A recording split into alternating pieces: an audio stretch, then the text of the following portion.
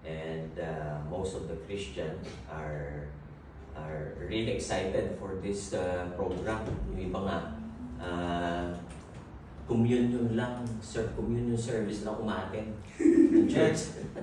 Kasi nga, nabigyan nila ng halaga at gaano kaganda ang umaten ng communion service.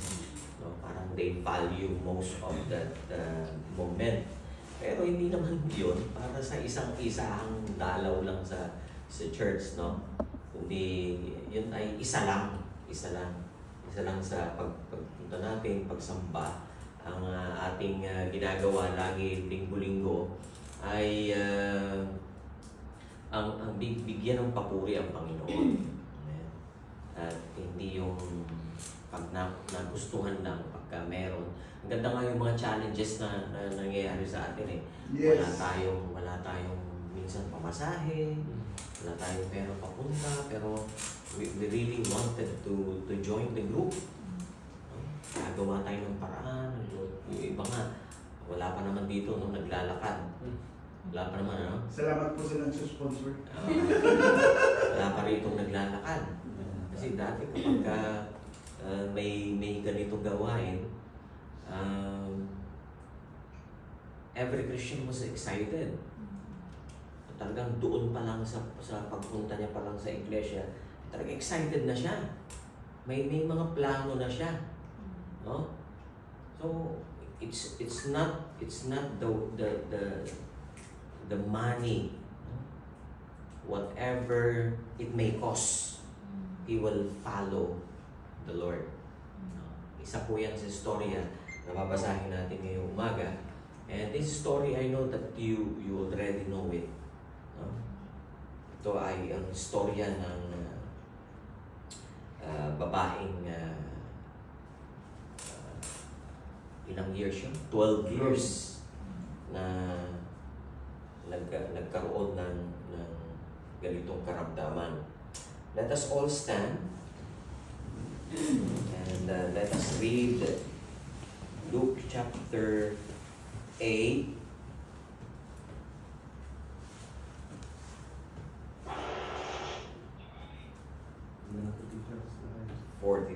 Okay.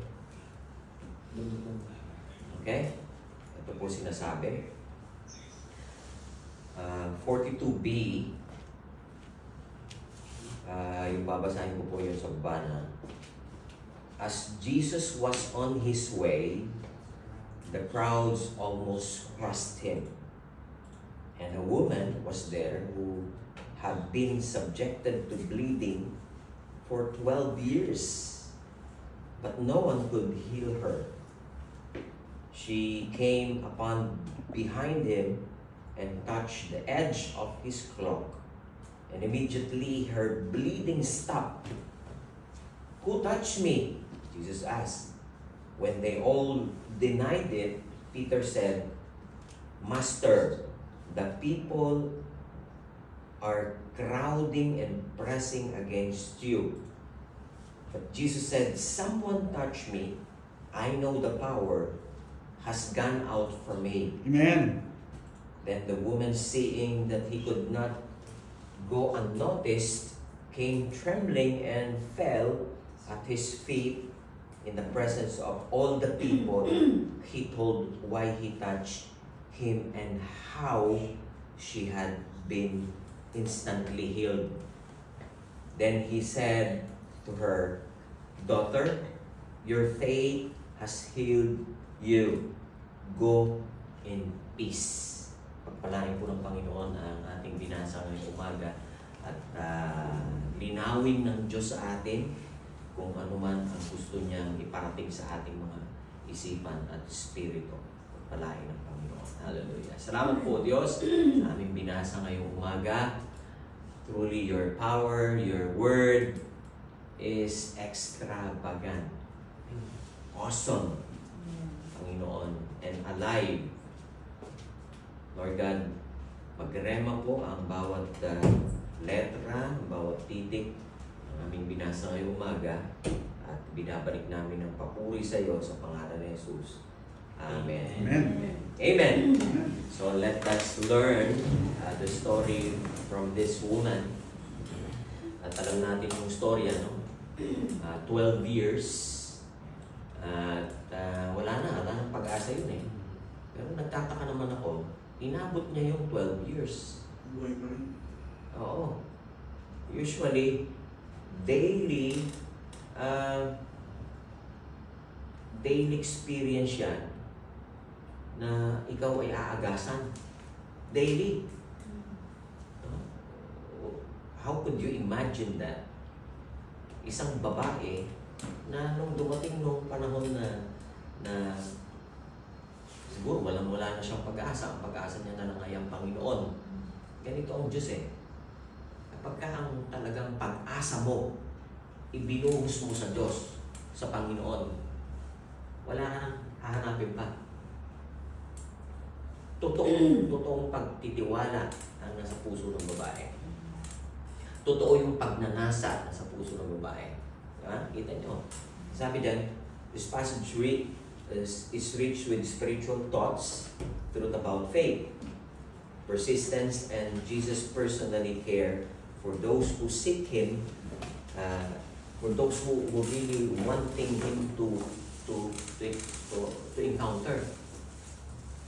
Ano yung mga lesson na makikita natin? Yung symbol of hopelessness. Sabi nyo nga sa katabi nyo, hopelessness. Hopelessness. Yes, ano yun? She had been bleeding for 12 years. In Jewish culture, this made her ceremonially unclean. Unclean siya.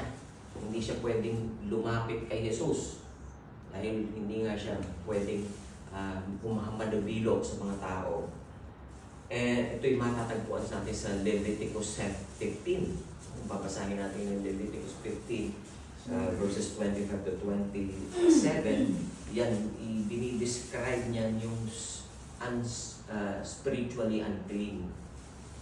At saka, kung sino ang mga unclean. Hindi sila maaaring makihalubilo. Bawal na bawal sa Hudyo na sila'y lumapitan ng unclean men or women.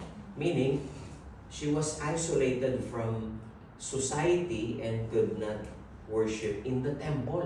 Yung pang mabigat. Hindi ka pwede mag-worship.